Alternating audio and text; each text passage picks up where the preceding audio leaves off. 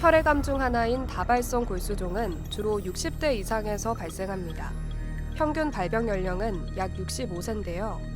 2020년까지의 국가암정보센터의 자료에 따르면 우리나라 인구 10만 명당 다발성 골수종 유병률은 10.7명으로 전체 암의 0.6%를 차지하고 있습니다.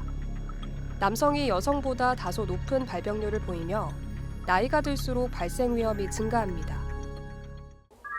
다발성 골수종은 골수 안의 혈액세포 중에서 우리 몸에서 항체를 만드는 데 중요한 형질세포가 암으로 변해서 생기는 혈액암의 일종입니다.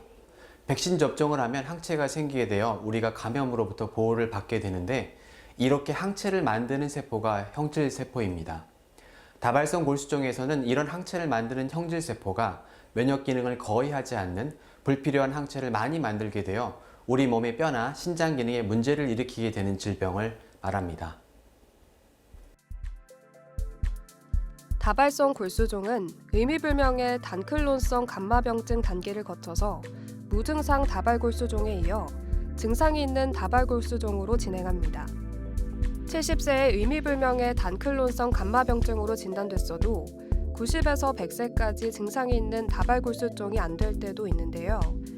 치료는 증상이 있는 다발골수종일 때 시작합니다.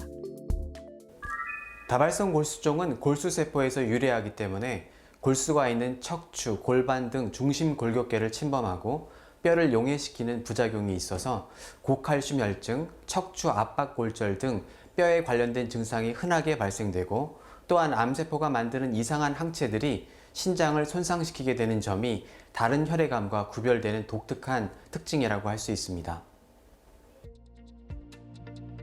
다발성 골수종이 과거에 비해 최근 급격히 증가하는 추세인데요. 실제 환자 숫자가 늘어난 것도 있지만 과거보다 발전된 진단 기법이 한몫했다는 의견이 많습니다. 또한 예전에는 척추뼈가 부러지는데 계속 시술만 받다가 사망하는 고령 환자들이 많았는데 최근 다발성 골수종이 많이 알려지면서 진단되는 건수도 늘고 있습니다.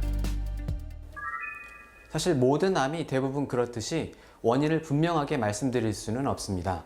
다만 다발성 골수종이 전구병변인 단클론성 감마글로불린 병증을 다발성 골수종과 함께 비교해보면 특정 유전자 변이가 축적됨에 따라 정상세포가 암세포로 변하게 되는 과정을 확인할 수 있습니다. 즉, 암은 다양한 유전자 변이가 축적됨에 따라 발생되는 유전자 이상의 결과라고 말씀드릴 수 있겠습니다. 다발성 골수종을 적절한 치료 없이 방치하면 각종 증상이 악화합니다. 척추뿐만 아니라 팔, 다리 등 전신에 골절이 생길 수 있으며 척추 압박골절에 의해 척추가 주저앉으면서 통증이 유발되고 심한 경우에 신경이 눌리면 마비 증상까지도 유발될 수 있는데요. 또한 신장 기능 장애로 만성 신부전으로 진행되면 투석을 받아야 하는 등 다발 골수종은 다양한 신체 기관에 영향을 미쳐 삶의 질을 저해하게 됩니다. 다발성 골수종은 골수 안의 형질세포에서 발생되는 암으로 골수 기능을 억제하여 빈혈이 발생되기 쉽고 척추나 골반과 같은 주요 골격계의 뼈를 악화시켜서 병적 골절을 유발하게 됩니다. 그래서 흔히 허리가 아파서 정형외과를 방문하게 되는 경우가 많습니다. 또한 M단백이 신장에 축적되어 신장 기능이 손상되고 뼈를 용해시켜서 고칼슘 혈증이 발생되는 등 다양한 장기 손상이 유발될 수 있습니다. 다발성 골수종은 초기에 뚜렷한 증상이 나타나지 않거나 일반적인 노화 증상과 혼동될 수 있습니다. 피로감, 허리 통증, 경미한 빈혈 등으로 나타나지만 이를 심각한 질환의 신호로 인식하기 어려운데요. 따라서 정기 건강검진과 혈액검사가 중요합니다. 다발성 골수종 진단을 위해서는 혈액검사, 소변검사, 골수검사, 영상검사 등이 필요한데요. 혈액검사에서는 단클론 항체와 혈중 칼슘 수치를 확인하며 소변검사에서는 경소의 단백질을 검사합니다. 골수검사를 통해 비정상 형질세포의 증식을 확인하고 영상검사는 골격 손상을 평가하는 데 사용됩니다.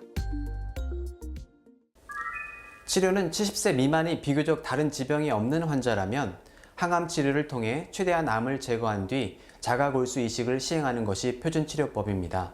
다만 자가골수 이식을 시행할 수 없는 고령이나 다른 지병이 있는 환자의 경우에는 항암 치료와 경우에 따라서는 방사선 치료를 시행하게 되고 완치는 어렵지만 상당 기간 증상을 조절하여 일상생활을 유지할 수 있습니다. 항암 화학요법이 도입되기 전까지는 증상이 있는 다발성 골수종 혈액암의 경우 6개월 정도의 평균 생존 기간을 보였습니다. 하지만 현재는 항암 치료만으로도 2년에서 3년의 생존 기간을 보이고 자가조혈 모세포 이식을 한 경우에는 5년 정도의 평균 생존 기간을 보이는데요. 최근 도입된 신약들이 점점 광범위하게 도입됨에 따라 더 긴 생존 기간을 보일 것으로 기대됩니다. 현재 다발성 골수종은 완치가 거의 불가능한 병으로 생각되고 있습니다. 현재까지 치료법을 검토해 봤을 때 가능하다면 초기에 새로운 표적 치료제를 포함한 강력한 삼재요법을 통해 관해를 유도하고 자가골수 이식을 시행하는 것이 가장 치료 성적이 좋은 것으로 알려져 있습니다.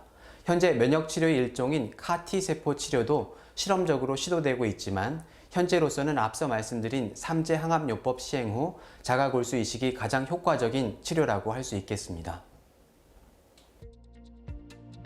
다발성 골수종 혈액암은 치료가 잘 됐을 때는 덜하지만 치료 초반에는 아무래도 감염이 쉽게 옵니다. 형질세포가 다 병들어 외부에서 균이 들어와도 우리 몸에서 항체를 만들어낼 능력이 없기 때문인데요.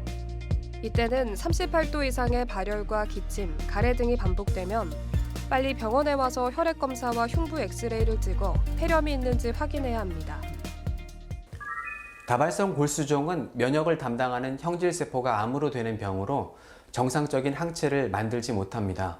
따라서 폐렴구균과 같은 막으로 쌓여있는 박테리아에 특히 취약하게 되고 폐렴이나 감염이 쉽게 발생되고 악화될 수 있습니다. 따라서 면역력이 떨어져 있음을 인식하고 많은 사람이 모인 장소는 피하고 폐렴구균 백신, 독감 백신과 같은 예방접종을 제때 하는 것이 꼭 필요합니다. 발열이나 기침, 가래 등의 감염 증상이 있을 경우 신속하게 담당 의료진과 상의 후에 적절한 치료를 받아야 합니다. 여기서 잠깐 잘못된 의학 상식을 바로잡아 건강도 지키고 상식도 키우는 Yes or No.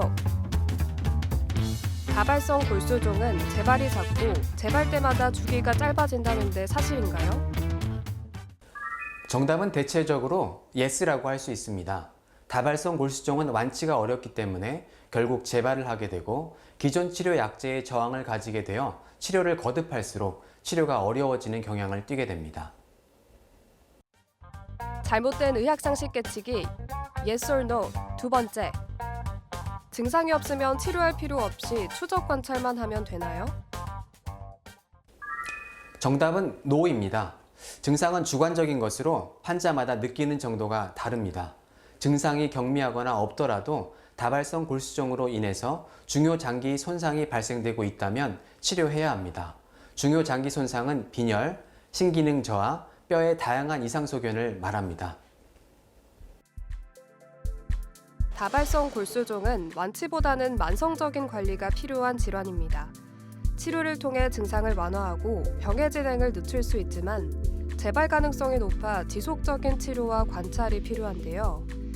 일부 환자는 장기간 완전 관해, 즉 암세포가 보이지 않는 상태에 도달할 수도 있지만 대부분의 경우 반복적인 치료가 필요합니다.